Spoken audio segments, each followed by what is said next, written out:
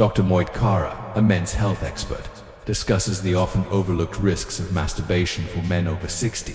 While self-pleasure isn't inherently bad, the way it's done can lead to serious physical, emotional, and neurological consequences over time. Social isolation. Replacing real intimacy with solo habits can lead to loneliness and emotional disconnection.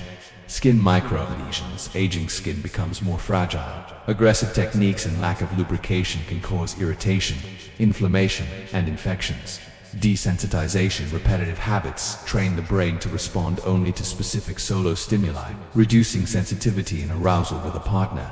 Masking. Erectile dysfunction. Being able to perform solo but not with a partner might hide underlying health issues like cardiovascular problems or low testosterone. Nerve compression from poor posture. Sitting in certain positions for too long, for example, recliners, slouched chairs, can compress nerves responsible for genital sensation, leading to numbness and reduced pleasure. Dr. Kara emphasizes the importance of evolving how older men approach self-pleasure, being gentler, more mindful, using proper technique, and staying socially and emotionally connected. He encourages awareness over shame and urges men to treat their bodies with respect as they age. If you're an older man who still masturbates, I need you to hear this, because there's something almost no one tells you. In fact, it may be the one thing that's quietly making your erections weaker, your sensitivity lower, and your confidence fade. Not because you're doing it, but because OFO you're doing it. My name is Dr. Moitkara. I've spent the past 30 years helping men over 60 reclaim their energy, intimacy, and strength, and I can tell you this is one of the most common yet least understood diseases I see every week in my clinic. Most men believe masturbation is either good or bad, black or white, but the truth is more complex and far more important than you think. Because while self-pleasure can support your health, it can also slowly chip away at your performance, your hormones, your circulation, and even your connection to others if done the wrong way. In this video, I'll walk you through the 10 hidden risks of masturbation after 60 that most doctors never explain, and how to turn this private habit into a tool that actually protects your prostate, improves blood flow, strengthens testosterone, and enhances intimacy. And before we finish, I'll also share a natural 7-second technique I give my patients to help restore firmness and drive safely, powerfully, and without risk. Let's begin, because your health and your confidence deserve the truth. Before we get started, if you haven't subscribed yet, go ahead and tap that button and turn on the bell so you never miss important health insights matter specifically for men in their 60s and beyond. And if this video speaks to you, type 1 in the comments. If not,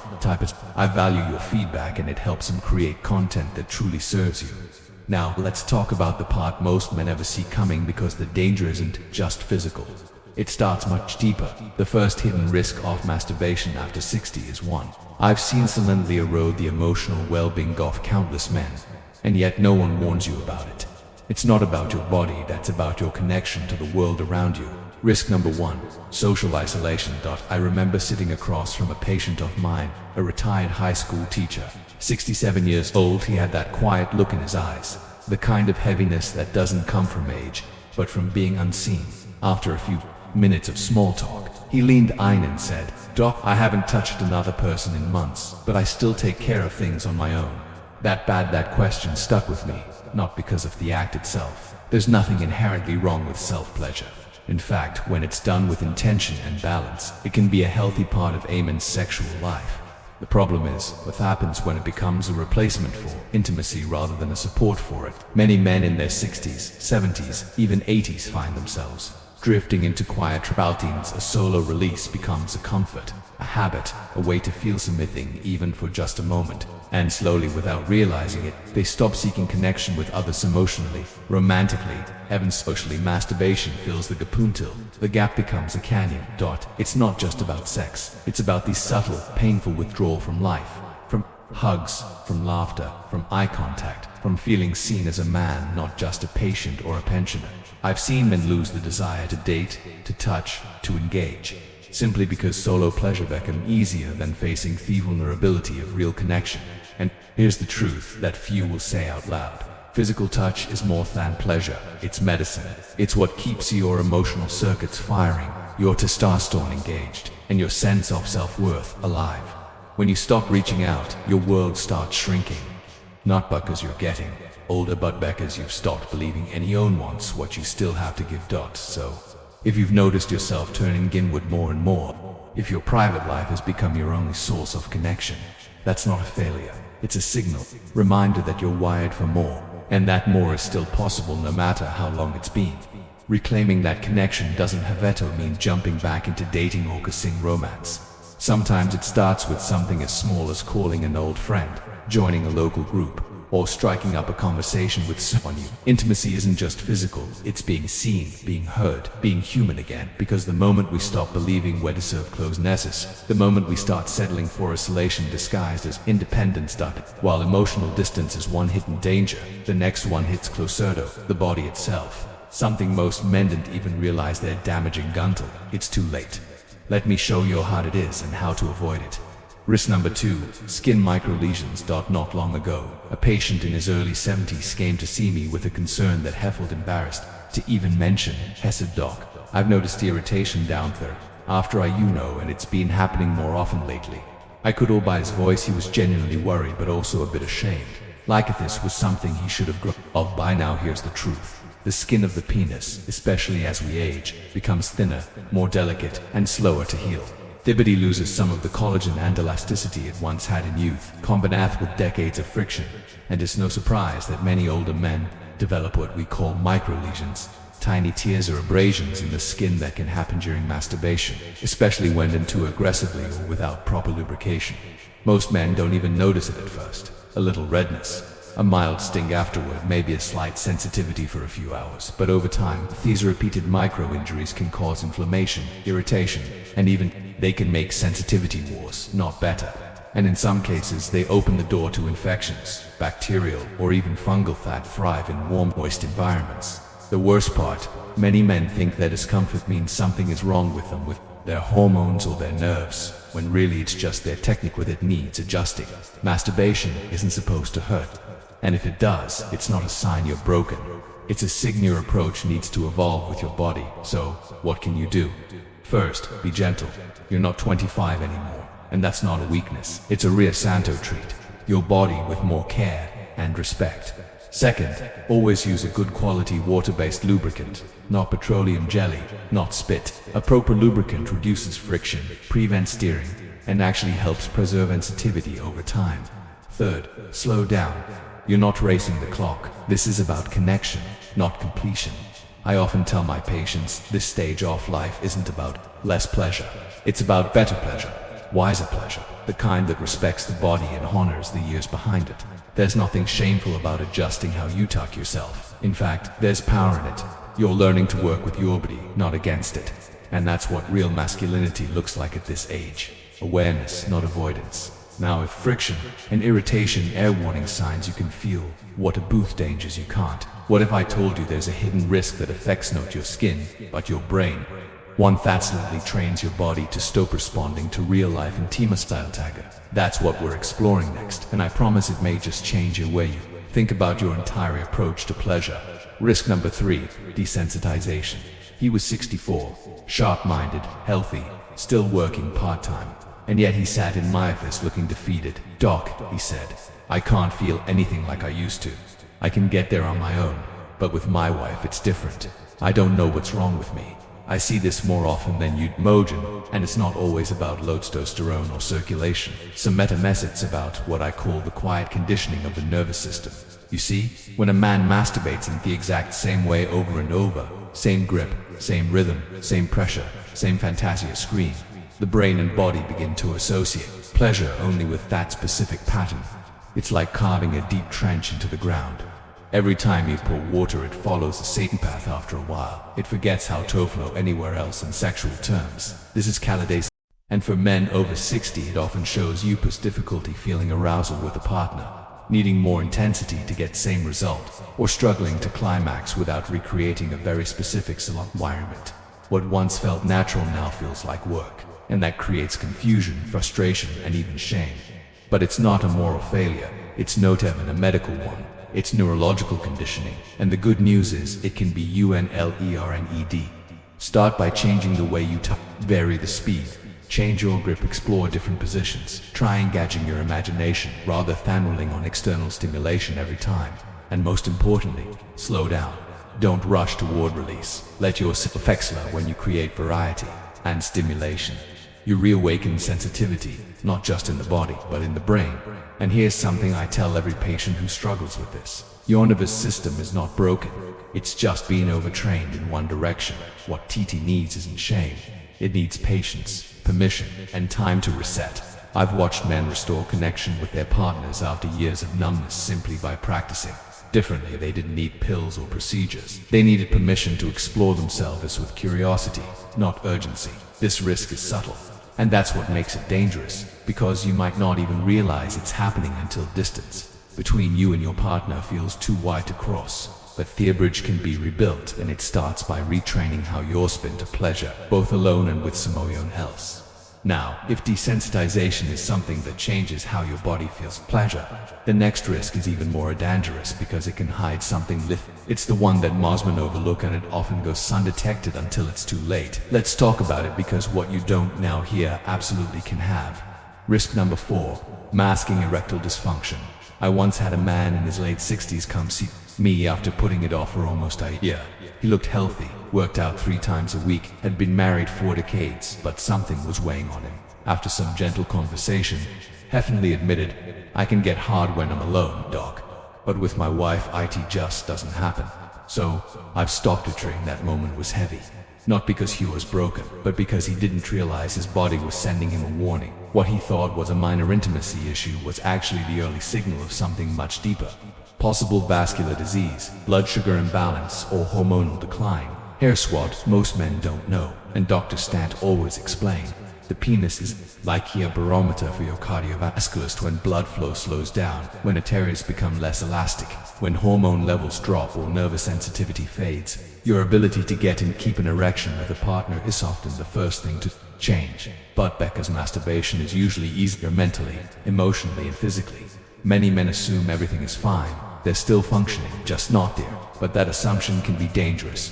Masturbation can sometimes bypass their deeper issues. It doesn't require some psychological or physiological. So, while you're managing to stay aroused solo, you may be overlooking early-stage erectile dysfunction that could be signaling heart disease, diabetes, or declining testosterone, all of which are highly treatable when caught early. The truth is, I'd rather have a patient come to me with these concerns early than wait until something's serious, because when addressed in time, we can improve circulation, restore hormonal balance, and even reverse many of the causes of it without aggressive interventions or surgery. And here's something I want every man over 62 here. There's no shame in needing help. What's dangerous, ice waiting. What's risky is silence. If you notice a pattern, erections that airless firm, that don't last as long, that disappear with a partner but stay during solo time, that's not something to toy. That's something to explore with a trusted physician who sees you as a well person, not just a symptom. You deserve a full life, not a walk-around. And masking the issue with solo habits only delays the healing you're fully capable of.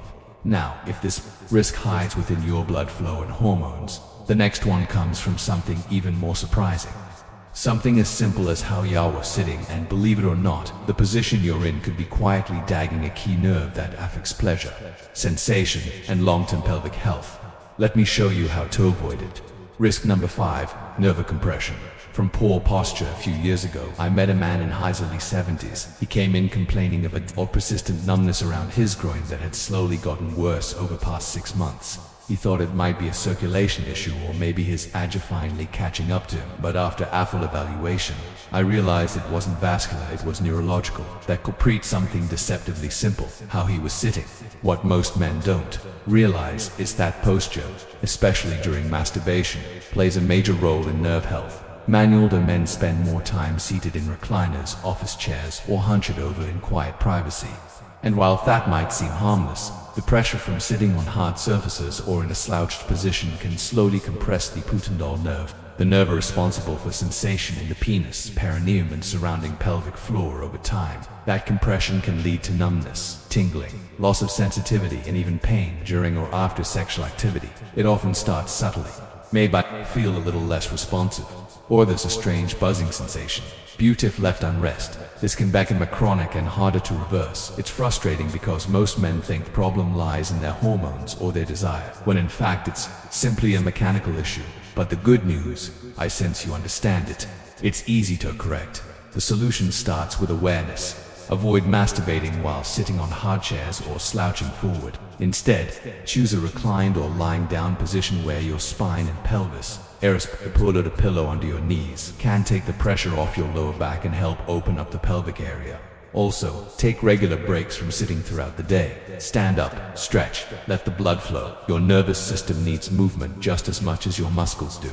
I always tell my patients, comfort is not a luxury, it's a form of protection. You position your body during private moments says a lot about how you are treating your long-term health. When you give your nerves room to breathe, you give your body permission to feel again. It may seem like a small thing, but these small habits add up. And when you feel numb where you used to feel alive, it's not just physical. It touches your sense of masculinity, your confidence, your connection to yourself now. While posture can quietly affect sensation, the next risk dives into something even more subtle. Something many men turn to in moments of stress, loneliness, or boredom. It may seem harmless at first, even helpful, but over time, it can become a hidden emotional trap. Let's talk about withapans when masturbation stops being physical and starts becoming your only form of escape. Risk number 6, using it as your only emotional outlet. A man in his late 60s once sat across from me and said almost in passing, "Some days I just get tired of feeling. Masturbation helps me shut it off." He wasn't talking about lust. He was talking about loneliness, about stress, about boredom, about that dullness in the chest that builds when no one calls, no one checks in, and the days all start to feel the same. And I understood him because for men of mine over 60, especially those who are retired, widowed, or living alone, masturbation becomes more than physical release. It becomes a kind of escape, a way to regulate emotions that feel too heavy to carry. You're not chasing pleasure really, you're chasing relief. You're chasing relief. Your truth is self-pleasure can temporarily reduce stress by lowering cortisol levels. It creates a brief chemical cocktail of dopamine, oxytocin, and prolactin, hormones that make yofeel.com/safe and even loved. But when it becomes the only emotional outlet, it can slowly turn into a form of avoidance instead of facing the deeper feelings. Sadness, grief, frustration, even restlessness. You numb them with and what starts as a coping mechanism can quietly become a dependency. You might not even realize it until you skip social outings, avoid phone calls, or lose interest in hobbies. All because it's easier to just stay home and feel that brief sense of control. I want to be clear. There is no shame in needing comfort. Every man, regardless of age, needs ways to deal with emotional stress. But if masturbation is the only lever you're pulling, it may be time to expand your emotional toolkit. Start with small steps. Talk to someone, a friend, a counselor, or even a son. Move your body, get outside, create new routines that involve more than just solitude. Find new rhythms that help you feel alive, not just distracted. Because as good as orgasm might feel, it's no substitute for conversation, for connection to something larger than yourself. You deserve a life that gives you more than momentary relief. You deserve emotional strength, and strength comes from range, the ability to feel fully and respond with choice, not habit. There's a deep masculinity in that kind of awareness. And while emotional escape can quietly drain your spirit, the next risk is one that can quietly weigh down your body. It's something most men never experience until they start to feel a heavy their legs. That doesn't go away. Let's talk about what happens when there's too much of a good thing and how to bring your body back into balance. Risk number 7, guilt or shame. He was 72, a retired pastor, soft-spoken and thoughtful. When we began to talk about his sexual health, his eyes dropped, his voice grew quieter. "Anthony," he said something I'll never forget, "Doc, I still do it sometimes. Afterward, I feel like I've done something wrong. I can't even look at myself in the mirror." That kind of quiet shame runs deeper than most men realize. It's not always about what you do, it's about what you were taught to believe about it. For many men of the older generation, especially those raised in deeply religious or traditional households, masturbation was framed not as a private act of self-care, but as something sinful, weak, or perverse. Those messages stay with you long after you stop hearing them. So, even now, decades later, I meet men who carry guilt like a shadow. They didn't talk about it with friends. They never brought it up with their doctors, and they've never really questioned it whether that guilt is even valid. Instead, it fears every time they touch themselves, they feel a brief moment of comfort followed by hours, sometimes days of internal punishment. Not because it hurts their body, but because it wounds their self-image. Here's what I want you to hear clearly. There is nothing shameful about tending to your own body. There is nothing gimmoral about wanting pleasure, comfort, or connection, especially in this latter stage of life where intimacy can be harder to find, but no less needed. Masturbation, when done with respect and awareness, is simply one way of caring your physical and emotional health. It's not a flaw. It's not a failure, it's human. But if you've carried guilt for years, even silently, it can have re-up consequences. Chronic shame can increase cortisol, disrupt your nervous system, and even diminish your body's capacity for pleasure. It can erode your confidence, cloud your relationships, and make you feel unworthy of the very things you were born to experience: touch, joy, closeness. So what's the first step toward healing? It's not changing what you do, it's changing what you believe about it. Sometimes that means talking with a therapist, especially one trained in sex-positive or older adult care. Sometimes it means rewriting the script in your own head, replacing judgment with compassion, guilt with gratitude. You're not broken, you're not dirty, you're a man with needs, desires, and is Tory. And you have the right to hold all of it without shame. And while guilt can weigh heavy on your heart, the next risk we're about to explore is one that weighs even heavier on your body. Literally, it's a physical ache that builds quietly over time, and many men don't recognize it until that discomfort becomes too hard to ignore. Let's talk about what it means when your body starts telling you it needs rest. Risk number 8. Pelvic congestion. Not long ago, a man in his late 60s came to see me with a strange complaint. Hesed doc. I don't know how to describe it exactly, but there's this dull, heavy ache down there. Not sharp, not unbearable, just constant pressure. It feels like something's off. He'd ruled out infection, and his prostate exam came back clean. But when I asked about his habits, particularly how often he was ejaculating, his answer gave me all I needed to know. After retiring, he said his days got quieter, more time at home, less structure, and to cope with boredom and stress, he found himself turning too much, not once in a while, but well, sometimes 3 times a day. It helps me sleep, he told me. It gives me something to do, but lately I just don't feel right. What he was experiencing is something we call pelvic congestion, a buildup of blood and pressure in the pelvic region due to repeated frequent stimulation without adequate recovery time. When ejaculation happens too far, especially over an extended area, the tissues and blood vessels in the pelvic floor can become irritated and inflamed. You might feel a heaviness in your testicles, a deep ache behind the pubic bone, or even an unexplained soreness that lingers. This isn't about morality, it's about balance. Your body, especially as it ages, needs recovery time. The systems that regulate blood flow, hormone areas, and muscular contractions are more delicate now than they were at 25.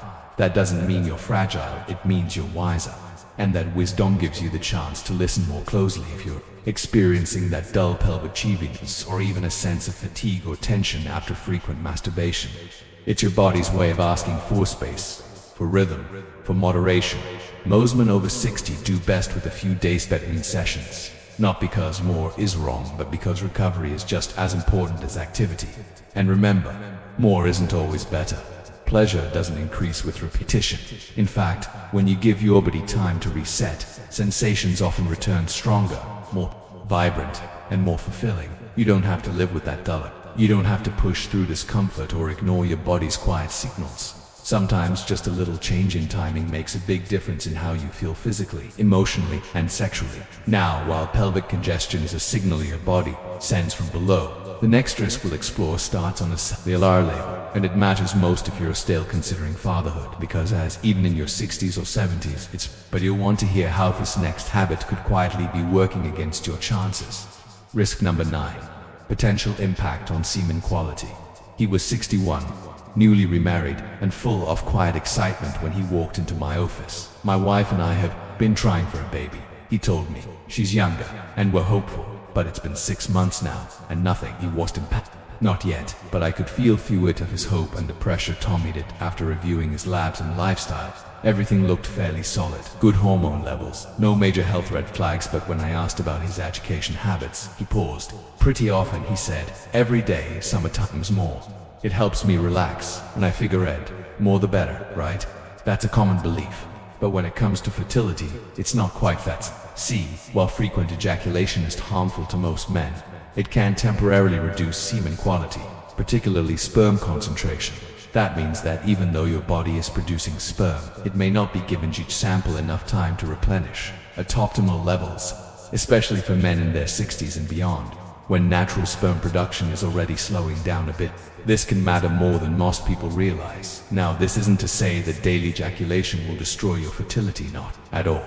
But if you and your partner are actively trying to conceive, timing matters, quality matters, and surprisingly, moderation can actually improve your odds. Research has shown that an abstinence period of 2 to 5 days before attempting conception tends to result in the highest sperm concentration and motility. It's about giving your body time to restore its resources and deliver the best it can. This is where awareness becomes power. Many older men are still fully capable of fathering children, and many do. But it requires understanding how the body functions now, not how it functioned at T25. Fertility isn't just about desire, it's about biology, timing, and being intentional with your habits. So, if creating life is still something going your heart, or even just a possibility you want to preserve, then consider adjusting your routine. You don't need to abstain forever. Just give your body time to prepare, to rebuild, to deliver what's needed when the moment is right. And remember, your ability to create life isn't just physical, it's emotional, it's energetic. It's a symbol of the vitality still alive in you now. While this risk only applies to a specific goal, fatherhood, the final risk is one that affects nearly every man, whether you're trying to conceive or not. It doesn't show up in your body right away. It starts in your brain, and if you're not careful, it can change the way you see women, yourself, and thievery, meaning of intimacy. Let's talk about it. Risk number 10, disconnection from reality. Spoke with a man in his early 70s. Swo shared something with remarkable honesty. It's not that I don't want intimacy with a partner, he said. It's that real life just doesn't do it for me. I don't know when it happened. I just stopped feeling excited by actual connection. That moment stayed with me because what was describing wasn't erectile dysfunction. It wasn't low testosterone. It was something more subtle and in many ways more damaging. He had unknowingly trained his brain to respond only to fantasy, to the curated intensity of ethnography, and over time, real life touch, scent, voice, emotion, it just couldn't compete. You see, the human brain, especially the Mali brain, is incredibly responsive to novelty and stimulation. When expositorily too highly arousing, highly unrealistic content, the brain starts to adjust its reward system. It craves the extreme, the dramatic, the impossible, and slowly it stops responding to the natural, to the gentle pace of true human connection. For men over 60, this risk is especially real because as life slows down and loneliness sets in, the temptation to escape into a digital world can grow stronger. There's no judgment in that, only understanding. Screens don't reject, they don't require availability, they give you a predictable dose of stimulation. But what they often take without you is your sensitivity, your presence, and your ability to be deeply moved by something real. What begins as simple visual aid can evolve into a dependence that makes it hard to connect, not just sexually but emotionally. You may find yourself bored in real-life moments that used to bring joy. You may start comparing partners, even subconsciously, to images that were never real to begin with. But here's the good news. This kind of disconnection is reversible. Your brain is plastic, which means it can change. You can retrain it. Start by taking breaks from artificial content. Replace it with imagination, with real human contact when possible. Read, reflect, let desire build without needing it to be satisfied instantly. Give yourself a chance to rediscover as a lure, deeper layers of intimacy. You don't have to live trapped behind You're not too old to feel something real again. Sometimes therapist arousal comes not from what you see but from what you remember, what you feel, what you hope to experience more. And now that we've explored these 10 hidden risks, physical, emotional, hormonal, neurological, there's one final piece we need to talk about, because knowing the risks is just half the story. What if there were an unnatural, simple way, just 7 seconds a day, to actually reverse much of the damage, restore blood flow, and reignited vitality you thought you lost? That's exactly what I want to show you next. Conclusion. So now you know masturbation after 60 isn't good or bad. It's not black or white. It's a tool. And like any tool, how you use it determines whether it strengthens you or slowly wears you down. We've talked about 10 real risks. From social isolation and desensitization to nerve damage, guilt, pelvic congestion, even disconnection from reality. These aren't meant to scare you. They're meant to wake you up, to give you the awareness and permission to take better care of yourself, because this stage of life isn't about giving things up. It's about doing them different, with more intention, more care, and more wisdom. Your body still responds, your desire still matters, and with a few small shifts, Your private habits can become a source of strength instead of shame. If this conversation spoke to you, then stay with me, because what I'm going to share next could be the key to tornating everything you thought you. A simple, natural method I've given hundreds of men. One that just might change the way you feel. Tomorrow morning, let's talk about it.